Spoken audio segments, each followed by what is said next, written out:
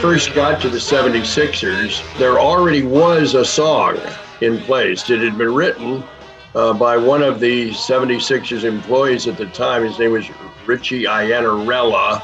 Well, the first song, interestingly enough, did mention the players. You'll love the spirit of the 76ers. Watch them fast break down the floor.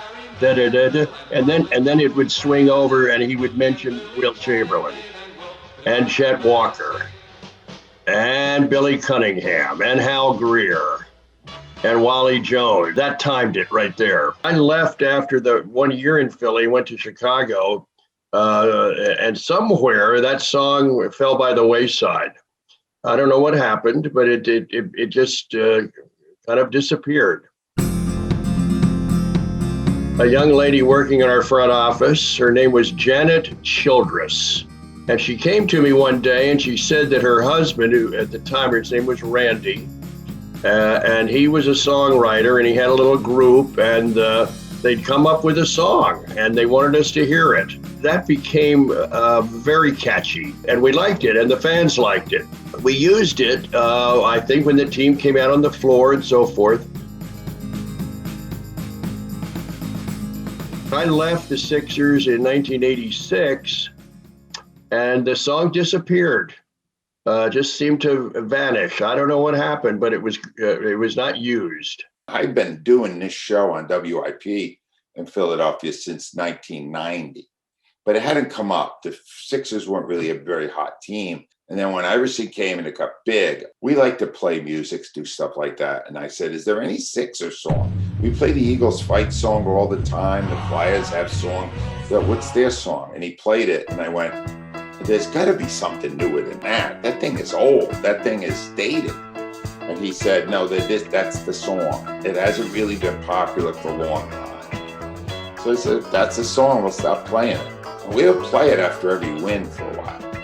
Or around the time when the Sixers had their big run into the NBA Finals. The same way that I don't remember the first time I heard a nursery rhyme or Santa Claus is coming to town. This song has always just existed to me. With the third pick in the 2014 NBA Draft, the Philadelphia 76ers select Joel Embiid. In my mind now, that song came in when Joel Embiid came in. They got better again, and then Jimmy Butler adopted it.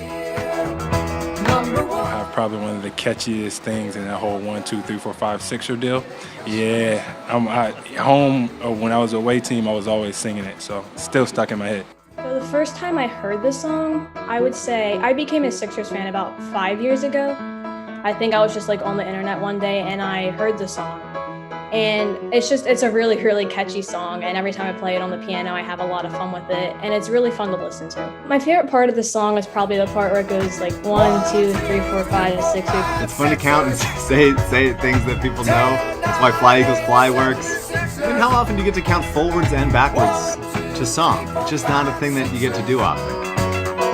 10, 9, 8, 76ers. There's so many good parts of it. The sort of slow, like dancey piano at the beginning to get you a little bit like starting to like rock back and forth a little. It's almost like you're watching a horror movie and there's like an unwitting like young couple like hanging out and you see Michael Myers in the background and like you know what's coming. It is at no point is the song trying to be cool. It's always been annoying to me. I think it's annoying now. The only thing, it's only saving grace to me now is that I'm sure it annoys Sixers opponents and Sixers opponents fans a lot more than it annoys me. Do you understand Philadelphia is one of the best places in the world for songwriting? And we've got this song written for one of our 4 major sports franchises. It feels so nostalgic as you hear it. It doesn't fit the world today. What about it? What about that song fits what we enjoy in music today? So what inspired me to, do this whole thing was really just, I have a huge, love for the Sixers and love for music, so I figured why not combine the two? And it's just the fact that, the Sixers were back and they beat the Celtics. So I just felt that, people were going to need something to get them going and really enjoy the season. So I posted it, and I really wasn't expecting it to get as much, views and likes as it did. But it ended up getting a lot of attention, and it was really overwhelming at first, but it's also a really good feeling. And then I had all these people that kept saying we need you to post these videos every time the Sixers win, this is really exciting, keep doing this. So on the night that the Sixers beat the Raptors, Daryl Morey found my video, and he followed me on Twitter, and he retweeted my video. And that was just really shocking for me because, I just didn't think it would get that popular. And then after that, I had the Sixers follow me, and they were tweeting about me, and then I had all these people reaching out to me for interviews, and it's just really crazy. Now I have 15,000 followers on Twitter. When I first started, I had around 40. So it's just it's still growing too, and it's just amazing to see where it's going.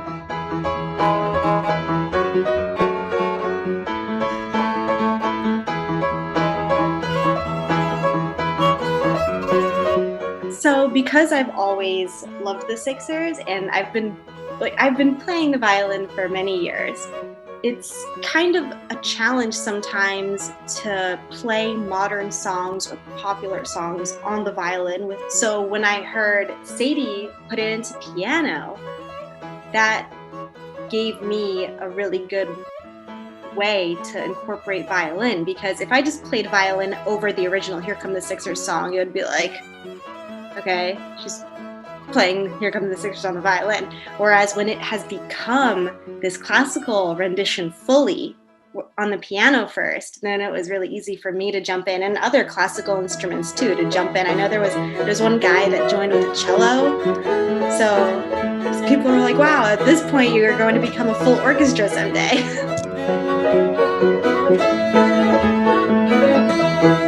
So the first game I went to was right around when I first became a fan, and they actually lost that game. But then I went to 2 games last season, and both of those were wins. So I was definitely jamming out in the arena. At the beginning of every season, it's all morning I'm playing Here Come the Sixers, dancing around, singing it to my girlfriend. Oh, my wife is Boogie, and she's all excited. She's got the little babies. We got grandkids. She's bouncing them up and down. She loves the song, but she grew up here. It's the way Philadelphia works. If you grew up with something, they like it forever. Easily the favorite time the song played is Game 3 of the Raptors series, when the Sixers beat the Raptors by 1,000.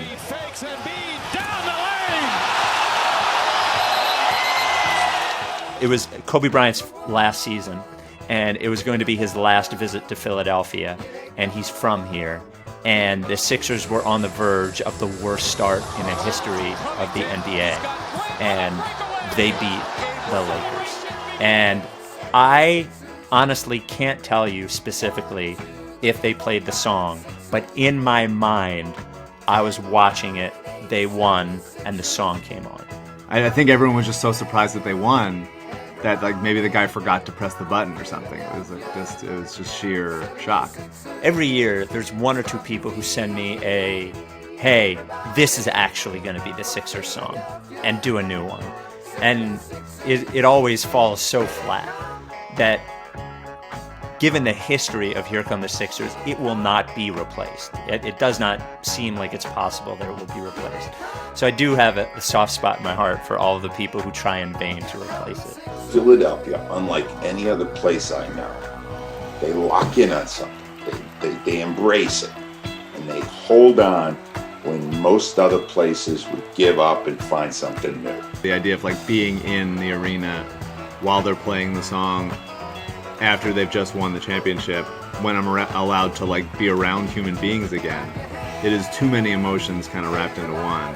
It feels like life would end at that moment in like Lord of the Rings, Frodo destroys the ring, and it's well, that's it. I should be done. We did it. I got this. I've been carrying around the Sixers' futility my whole life. If the Sixers were to win, the finals, I would be in the greatest mood forever, I think. Because I've just been so tied to this team for so long, and to see them, go ahead and win the championship would just be amazing.